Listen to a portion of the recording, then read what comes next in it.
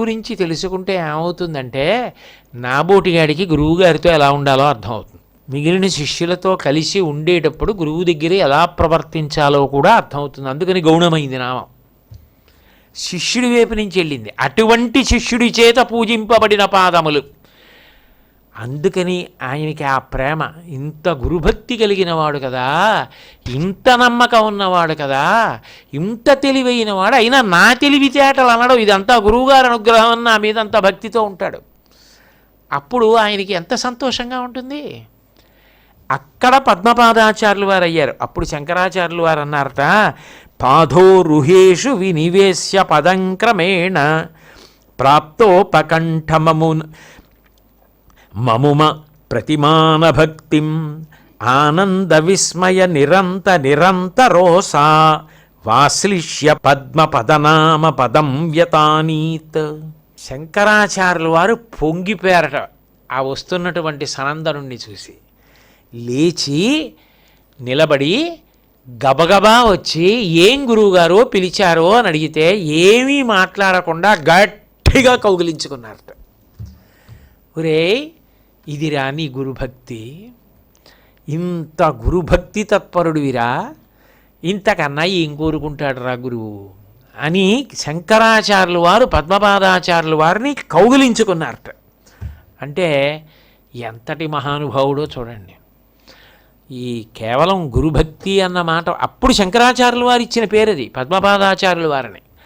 మిగిలిన వాళ్ళందరికీ ఎప్పటికీ జ్ఞాపకం ఉండాలని ఒక శిష్యుడికి ఆ పేరు ఇచ్చారు. అందుకే పద్మముల చేత వహింపబడిన పాదములు కలిగిన వాడు కాబట్టి పద్మపాదాచార్యుల వారు అని. కాబట్టి ఆయన పంచపాదిక చేయడం, నేను ఇంత పూర్వం మీకు చెప్పాను, దక్షిణ దేశానికి వెళ్ళడం, మేనమామ గారి దగ్గరికి వెళ్ళడం, ఆయన అసూయతో ఇంట్లో పెట్టే గ్రంథం తగలబెట్టడం, మళ్ళీ శంకరాచార్యులు వారు దాన్ని అంతటినీ కూడా నేను ఇంత పూర్వం పరిశీలించానని చెప్పేయడం, రాసుకోవడం, ఆ విశేషాలన్నీ మీకు చెప్పడం జరిగింది. ఇంతేకాదు పద్మపాదాచార్యుల వారి గొప్పతనం ఏమిటంటే ఆయన ఎంత తెలివైన వారో అంత ఉపాసన బలం ఉన్నవారు, అంతటి ఉపాసనా బలం. ఆయనకి మొట్టమొదట శంకరాచార్యుల వారిని కలవకముందే ఎవరో నృసింహమంత్రోపాసన ఉపదేశం చేశారు. ఆయన ఒక పర్వత శిఖరం మీద కూర్చుని ఒక అరణ్యంలో ఆ నరసింహమంత్రాన్ని జపం చేస్తున్నారు. అక్కడ అరణ్యంలో ఒక వేటగాడు ఉన్నాడు. ఆయన వచ్చి చూశాడు, ఇది చాలా భయంకరమైన అరణ్యం, ఇక్కడ క్రూర మృగాలు అవి తిరుగుతుంటాయి, ఈయన చూస్తే పాపం ఏదో బ్రాహ్మణుడు ఇక్కడ కూర్చుని జపం చేస్తున్నాడు, ఏదైనా ప్రమాదం జరుగుతుందేమో అంటే అంత మంచి మనసు ఉన్నవాడు ఆయన. వచ్చి, స్వామి మీరు ఇక్కడ ఎందుకు కూర్చున్నారు, ఇది అరణ్యం కదా, ఇక్కడ కూర్చుని జపం చేస్తున్నారు ఎందుకు, ప్రమాదం కదా అని అడిగాడు. కాదులే, ఇక్కడే చెయ్యాలి, నాకు ఒక ఆయన కనపడాలన్నారు. ఎవరు అని అడిగాడు. అడిగితే నీకు చెప్పినా అర్థం కాదులే, కింద నరుడు, కిందేమో మనిషి, పైనేమో సింహం, అట్లా ఉంటాడు, ఆయన ఎక్కడ ఉంటాడని అడిగాడు. అంటే ఈ అడవిలోనే ఉంటాడు అన్నారు. ఈ అడవిలో ఉంటాడా, దానికి మీరు జపం చేయడం, ఇక్కడ కూర్చోవడం ప్రమాదకరమైన పరిస్థితి, చీకటి పడితే క్రూర మృగాలు వస్తాయి, ఎందుకు స్వామి ఇదంతా, ఈ అరణ్యంలో అంగుళం కూడా నాకు తెలియంది లేదు, నేను బట్టి లాక్కొస్తాను ఆ మృగాన్ని మీ దగ్గరికి, మీరు హాయిగా ఇంటికి వెళ్ళిపోండి, మీ ఇల్లు ఎక్కడో చెప్పండి, మీ ఇంటికి తీసుకొస్తానన్నాడు. పద్మపాదాచార్యులు వారు నవ్వి, నువ్వు పట్టి తీసుకొచ్చేది కాదది, కింద మనిషి పైన సింహం అంటే నీకేం అర్థం అవుతుంది, అది నరసింహస్వామి, నేను నృసింహమంత్రాన్ని ఉపాసన చేస్తున్నానని చెప్పినా ఇతనికి ఏం అర్థం కాదు కదా అన్న ఉద్దేశ్యంతో నువ్వు పట్టుకు తీసుకురాలేవులే, చాలా కష్టం అన్నారు. ఆయనకి కోపం వచ్చింది.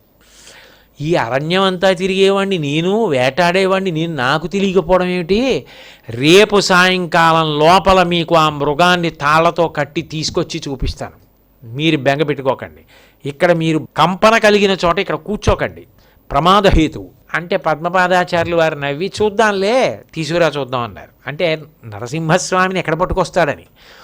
ఆ క్షణం నుంచి ఆ వేటగాడు ఏం చేశాడంటే, రేపు సాయంకాలం లోపల పాపం ఆ బ్రాహ్మణ స్వామికి తీసుకెళ్ళి ఆ మృగాన్ని అప్పచెప్పకపోతే ఇలాగే కూర్చుంటాడు, ఏదో తినేస్తుందో ఏమిటో అని చెప్పి, కింద నరుడు పైన సింహం, కింద మనిషి పైన సింహం, కింద మనిషి పైన సింహం అంటూ అడివంతా అంగుళం వదిలిపెట్టకుండా తిరుగుతున్నాడు.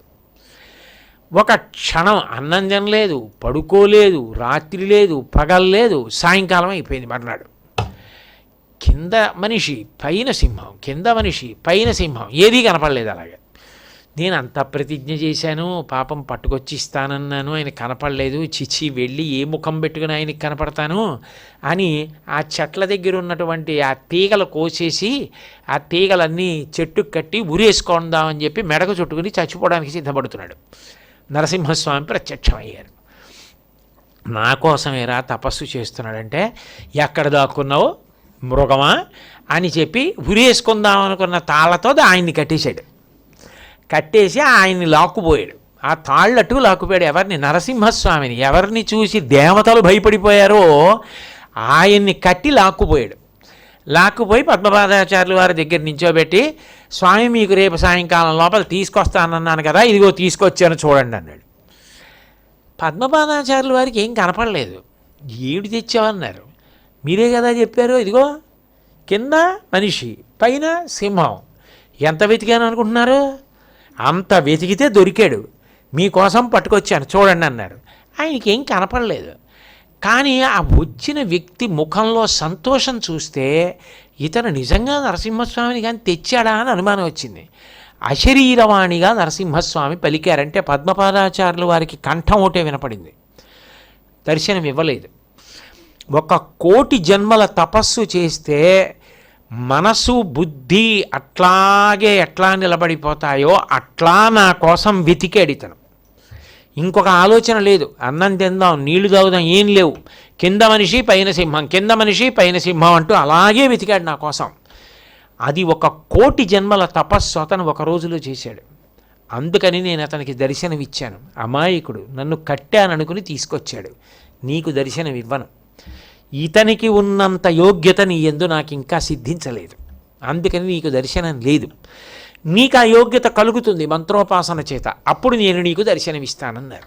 శంకరాచార్యుల వారి మీదకి కాపాలికుడు వచ్చినప్పుడు అకస్మాత్తుగా పాతాళగంగ దగ్గర నుంచి పద్మపాదాచార్యుల వారు వచ్చి ఆ కాపాలికుడిని సంహరించినప్పుడు నరసింహస్వామి ఆవేశించారు. అప్పుడు అర్థమైంది. అప్పుడు అడిగారు శంకరాచార్యుల వారు, నీకు నరసింహ మంత్రోపాసన ఉందా అని అడిగారు. ఉంది అని ఈ వెనక కథ అంతా చెప్పారు. అప్పుడు ఇవాళ నీకు నరసింహస్వామి ఆవేశం కలిగిందని చెప్పారు. ఇలా అనుగ్రహించాడా స్వామిని పద్మపాదాచార్యుల వారు ఆనందపడిపోయారు.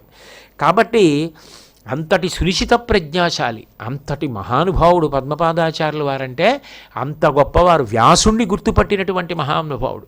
శంకరులకి వ్యాసుడికి చర్చ జరుగుతున్నప్పుడు అయినా గురువుగారంటే అంత భక్తి.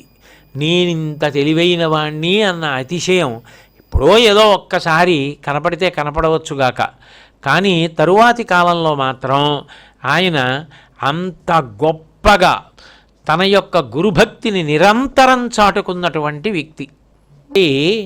అంతటి మహోపాసకుడైనటువంటి పద్మపాదాచార్యుల వారు శంకరాచార్యుల వారి యొక్క పాదార విందముల యందు నిరతిశయమైనటువంటి ప్రీతి భక్తితో అర్చించిన వారు కనుక ఆ గురుభక్తిని స్మరిస్తూ పద్మపాదార్చితాంఘ్రికాయ నమః. తరువాతి నామంలో శ్రీ హస్తామలక యోగీంద్ర బ్రహ్మజ్ఞాన ప్రదాయకాయ నమః అంటున్నారు. శంకరాచార్యుల వారి శిష్యులు నలుగురిలో హస్తామలకాచార్యుల వారిది చాలా చాలా విచిత్రమైనటువంటి స్థితి. ఎందుచేతనంటే దక్షిణ దేశానికి శంకరాచార్యుల వారు వచ్చినప్పుడు మూకాంబికా క్షేత్రంలో దర్శనం చేసుకుని ముందుకు వెడుతున్నప్పుడు శ్రీబలి అని పేరున్నటువంటి ఒక అగ్రహారానికి వెళ్ళారు. అక్కడ పూర్వమీమాంస కర్మ సిద్ధాంతానికి సంబంధించి మంచి విద్వాంసుడు, గొప్ప కర్మిష్టి, ఎప్పుడు నిరంతరం యజ్ఞయాగాలు చేసేటటువంటి వ్యక్తి ప్రభాకరుడు అనబడే విద్వాంసుడు ఉన్నాడు. ఆయన శంకరాచార్యుల వారు వచ్చారు అని చెప్పి తెలిసి ఎంతో ఆదరభావంతో వచ్చి శంకర భగవత్పాదుల యొక్క దర్శనం చేసుకున్నాడు. చేసుకొని ఆయనతో పాటుగా తన కొడుకుని తీసుకొచ్చాడు. ఆ పిల్లవాడికి 13 సంవత్సరాలు. ఆ పిల్లవాడు పుట్టిన దగ్గర నుంచి అప్పటి వరకు అమ్మ అని కానీ నాన్న అని కానీ ఒక్క మాట మాట్లాడలేదు. ఎప్పుడు మూగవాడిలా ఒక్క మాట మాట్లాడాడు. ఏ జ్ఞానం లేనివాడు ఎట్లా ఉంటాడో అట్లా తనలో తానే ఏదో రమిస్తూ కూర్చుని ఉంటాడు. తండ్రి ఈ పిల్లవాడికి కొంత గాయత్రి బుద్ధి ప్రచోదనం చేసి అనుగ్రహాన్ని వర్షిస్తుందని ఉపనయనం చేశాడు. ఉపనయనం చేసినా కూడా ఎటువంటి ప్రయోజనం కలగలేదు. అప్పుడు ఆ పిల్లవాడిని తీసుకొచ్చి శంకరాచార్యులు వారి దగ్గర నించోపెట్టి తండ్రి ప్రభాకరుడు శంకరాచార్యుల వారితో అన్నాడు, క్రీడాపర క్రోశతి బాలవర్గస్తదాపి న క్రీడితుమేషయాతి బాలాశ్యటా ముగ్ధమిమం నిరీక్ష్య సంతాడయంతేపి నరోషమేతి. వీడు పిల్లవాడు కాబట్టి సహజంగా వీడికి ఆటల మీద ఆసక్తి ఉండాలి. వీడికి ఏ ఆసక్తి లేదు. వీడు అందరు పిల్లలు ఆడుకుంటుంటే వీడిని వెళ్ళమన్నా కూడా ఆడుకోవడానికి వెళ్ళాడు. కొందరు పిల్లలు వచ్చి వీడు ఆడుకోవడానికి రాడు, ఏమీ మాట్లాడు, కదలడు, మెదలడు, పిచ్చివాడని చెప్పి పిల్లలందరూ కలిసి వీడిని కొట్టినా వీడు ఏమీ అనడు, వీడికి కోపం రాదు. మహానుభావ, మీరు ఇక్కడికి రావడం నా అదృష్టం. ఈ పిల్లవాడు జీవన్ముక్తుడా? పుట్టుకతోటే మోక్షాన్ని పొందాడా? అంత జ్ఞానము కలిగినవాడా లేకపోతే పిచ్చివాడా? వీడు చేసేది ఏమిటంటే వాడి శరీర పోషణకి సంబంధించిన నిత్యకర్మ చేసుకుంటాడు, అంతే. ఇంకా ఏమీ ఉండదు. ఒక మాట మాట్లాడడం, తనలో తాను రమిస్తూ కూర్చొని ఉంటాడు. అంటే శంకరాచార్యులు వారు ఆ పిల్లవాడి వంక చూశారు. చూసి, ఒరే పిల్లవాడా, నువ్వు ఎవరు, జడంలా ఎందుకున్నావు అని అడిగారు. అడిగితే అప్పటి వరకు మాట్లాడినటువంటి పిల్లవాడు శంకరాచార్యులు వారు ప్రశ్న వేస్తే శంకరాచార్యుల వారికి జవాబు చెప్పాడు. నాహం జడ కింతు జడ ప్రవర్తతే మత్సన్నిధానేన సండిహే గురు షడూర్మిషడ్భావ వికారవర్జితం సుఖైకతానం పరమస్మి తత్పదం. ఓ సద్గురువైనటువంటి శంకరాచార్యవర్య, నేను జడము కాదు. జడ పదార్థములన్నీ కూడా పరబ్రహ్మమైనటువంటి నా ప్రకాశం చేత ప్రకాశిస్తూ ఉంటాయి. ఆ జడముగా కనపడి చైతన్యము చేత ప్రకాశిస్తూ తాను స్వయం ప్రకాశం కలిగిన దానిలా కనపడేది మాయ. ఆ మాయకు నేను వశుడును కాను. నేను సాక్షాత్ పరమాత్మని. నాకు షడూర్ములు లేవు. షడూర్ములు అంటే ఆకలి, దప్పిక, శోకము, మోహము, జరా, మరణము, 6 కెరటములు ఎప్పుడు కొడతాయి కాబట్టి షడూర్ములు అంటారు. నాకు ఆ షడూర్ములు లేవు. నాకు షడ్వికారములు లేవు. షడ్వికారములు అంటే పుట్టినది, ఉన్నది, పెరిగినది, మార్పు చెందినది, తరిగినది, నశించినది. ఈ 6 వికారములు నాకు లేవు. నేను సాక్షాత్తు పరబ్రహ్మాన్ని. జీవబ్రహ్మైక్య స్థితిలో ఏ చైతన్యము ఒక్కటి మిగిలిపోతుందో ఆ చైతన్యాన్ని నేను. చంద్రుణ్ణి చూసినప్పుడు సముద్రం ఎలా పొంగుతుందో సద్గురువైన మిమ్మల్ని చూసినప్పుడు నాలో ఆ పొంగొచ్చి నేను ఇవాళ మాట్లాడాను. ఇన్నాళ్ళు నేను మాట్లాడకపోవడానికి కారణం, నేను చెప్పినా అర్థం చేసుకునేవాడు లేడు. 2, నేను మాట్లాడితే రెండో వాళ్లతో ఎవరితోనో మాట్లాడుతున్నానని మాట్లాడినప్పుడు నా సహజ స్థితి నుంచి నేను జారిపోయినట్టు. ఒకటిగా ఉండాలి. అందుకని నేను మాట్లాడలేదు. కానీ మీ వంటి సద్గురువు ప్రశ్నించినప్పుడు జవాబు చెప్పాలి. అందుకని మీ దగ్గర మాట్లాడాను అన్నారు. శంకరాచార్యులు వారు చాలా ఆనందపడిపోయి ఆ పిల్లవాడిని కొన్ని ప్రశ్నలు వేసి తండ్రితో ఒక మాట అన్నారు. ఈ పిల్లవాడి వల్ల నీకే ప్రయోజనం లేదు. ఎందుకనంటే ఇతను పుట్టుకతో బ్రహ్మజ్ఞాని. కాకపోతే ఇతని బ్రహ్మజ్ఞానము ప్రకాశించాలి. ఇతను మాట్లాడాలి. మాట్లాడి నా ఆజ్ఞగా ఇతని అనుభూతి ఇతను అనుభవిస్తూ ఉద్ధరణ మార్గంలోకి వెళ్ళాలి అంటే నా శిష్యుడిగా నాతో పాటు వచ్చేయాలి. అసలు పిల్లవాడంటూ బ్రతికి లోకానికి ప్రయోజనకరమై శంకర భగవత్పాదులకు శిష్యుడైతే నాకు అంతకన్నా ఏం కావాలి అని తండ్రి అనుకున్నాడు. అప్పుడు శంకరాచార్యులు వారు ఆ పిల్లవాడికి హస్తామలకాచార్యుల వారని పేరు పెట్టారు. హస్తామలకాచార్యుల వారంటే చేతిలో పట్టుకున్నటువంటి ఉసిరిపండు. ఉసిరికాయ కనపడినంత గొప్పగా ఇంకేదీ కనపడదు. మీరు అరటిపండు ఎట్టారనుకోండి, అడుగు భాగం అంతా అరిచేతి మీదకి వెళ్ళిపోతుంది, కనపడదు. ఉసిరికాయ పట్టుకున్నారనుకోండి బాగా కనపడుతుంది. అరచేతిలో ఉసిరికాయ ఎలా ఉంటుందో హస్తామలకాచార్యుల వారంటే బ్రహ్మజ్ఞానం పుట్టుకతో అలా భాషించినటువంటి మహానుభావుడు. అందుకని హస్తామలకాచార్యులు అని తనకి పేరుంచుతున్నాను అని చెప్పినప్పుడు హస్తామలక స్తోత్రము అని నేను ఇది కాదు, నేను ఇది కాదు, నేను ఇది కాదు అని శంకరాచార్యులు వారు గోవింద భగవత్పాదుల దగ్గర ఎలా చెప్పారో హస్తామలకాచార్యులు వారు 12 శ్లోకాలు చెప్పారు. ఆ ధార అలా వెళ్ళిపోతుంటే ఆనందపడిపోయి శంకరాచార్యుల వారు హస్తమస్తక సంయోగం చేశారు. తన చెయ్యి ఆయన తల మీద పెట్టారు. అప్పుడు ఆపేశారు మళ్ళీ. అంటే మళ్ళీ తనలో తాను రమిస్తూ ఉండిపోయారు. అప్పుడు ఇంకా ఈయన దగ్గర ఉంటే ఉపయోగం అని తండ్రి గారు శంకరాచార్యుల వారితో పంపించేస్తే యోగ పట్టం ఇచ్చి శిష్యుణ్ణి చేసుకుని సన్యాసాశ్రమం ఇచ్చి హస్తామలకాచార్యులని పేరు పెట్టారు. అసలు శంకరాచార్యుల వారి విజయాల్లో అంటే ఆయన జీవితంలో గొప్ప విషయం ఏమిటంటే ఎప్పుడూ శంకరాచార్యుల వారు ఇస్తారు వాంగ్మయం, శిష్యులందరూ అది చదువుకుంటారు. శంకరాచార్యుల వారి జీవితంలో శిష్యుడు చెప్పినటువంటి శ్లోకాలకు ఆయన భాష్యం చేశారు. అది ఎవరికి అంటే ఒక్క హస్తామలకాచార్యుల వారికి. ఆయన్ని చూసినప్పుడు చెప్పిన 12 శ్లోకాలు ఉన్నాయే, ఆ 12 శ్లోకాలకి శంకరాచార్యుల వారు భాష్య గ్రంథం చేశారు. దానికి హస్తామలకీయము అని పేరు. ఆయన చేసిన హస్తామలకీయంలో హస్తామలక స్తోత్రంలోంచి ఒక్క శ్లోకాన్ని మాత్రమే ఉటంకిస్తాను. నిమిత్తం మనశ్చక్షురాది ప్రవృత్తౌ నిరస్తాకిలోపాధిరాకాశకల్ప రవిర్లోకచేష్టా నిమిత్తం యథా యస్స నిత్యోపలబ్ధిస్వరూపోహమాత్మా. ఇది హస్తామలకాచార్యుల వారు శంకరాచార్యుల వారి దగ్గర చెప్పింది. శంకరాచార్యుల వారు దీనికి భాష్యం చేశారు. ఆ భాష్యం చేసినప్పుడు ప్రథమంలోనే ఒక అద్భుతమైన విషయం చెప్తారు. ఆ హస్తామలకీయం భాష్యంలో ఏదైనా ఒక గ్రంథాన్ని రాసినప్పుడు మంగళాచరణం ఉంటుంది. అంటే ముందు ఏదో భగవత్ సంబంధమైనటువంటి స్తుతి, ఓ నమస్కారం, మంగళాచరణంగా మొదలు పెడతారు. దీనికి మంగళాచరణం ఏది? గురువుగారితో మాట్లాడారంతే. కానీ పుట్టుక చేత బ్రహ్మజ్ఞాని, అపూర్వమైనటువంటి వ్యక్తి, ఆయన నోటి వెంట రావడమే మంగళాచరణ. అందుకని దీనికి మంగళాచరణంతో సంబంధం లేదని కితాబిచ్చి మొదలెట్టారు భాష్యం.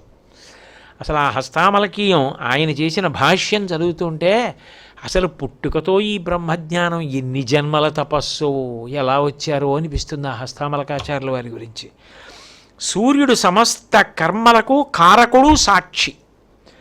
అన్ని కర్మలు ఎవరి వలన జరుగుతాయి? తెల్లవారింది అంటే జాగృతిలో ఇంద్రియములు లేస్తే అప్పుడు మనం కర్మలు చేస్తాం. ఈ కర్మలన్నింటికీ కారకుడు ఎవరు? సూర్యుడు. అదే సూర్యుడు సాక్షి, ఆయనకేం సంబంధం లేదు. సూర్యుడు ప్రకాశిస్తూ ఉండగా ఒకడు దొంగతనం చేశాడు. ఆ దొంగతనంలో భాగం సూర్యుడికి వెళ్తుందా అంటే? సూర్యుడు లేకపోతే ఆయన అంత బాగా దొంగతనం చేయగలిగి ఉండేవాడు కాదండి. దొంగతనానికి సూర్యుడు సహకరించాడు కాబట్టి పాపంలో సూర్యుడికి వాటా పెడుతుందంటావా? ఉండదు. ఒక ఆయన సూర్య భగవానుడు ప్రకాశిస్తుండగా భాగవతం చదువుకున్నాడు. ఆయన సూర్యరశ్మిలో భాగవతం బాగా చదువుకున్నాడు కాబట్టి వెలుగులో ఆ పారాయణలో పుణ్యం సూర్యుడికి వెళ్తుందంటారా? రెండూ లేవు. పుణ్యము లేదు, పాపము లేదు. ప్రకాశించడం తన యొక్క లక్షణం. అలా ఆత్మ ప్రకాశిస్తూ ఉంటుంది. దానికి పాపపుణ్యములతో సంబంధం లేదు.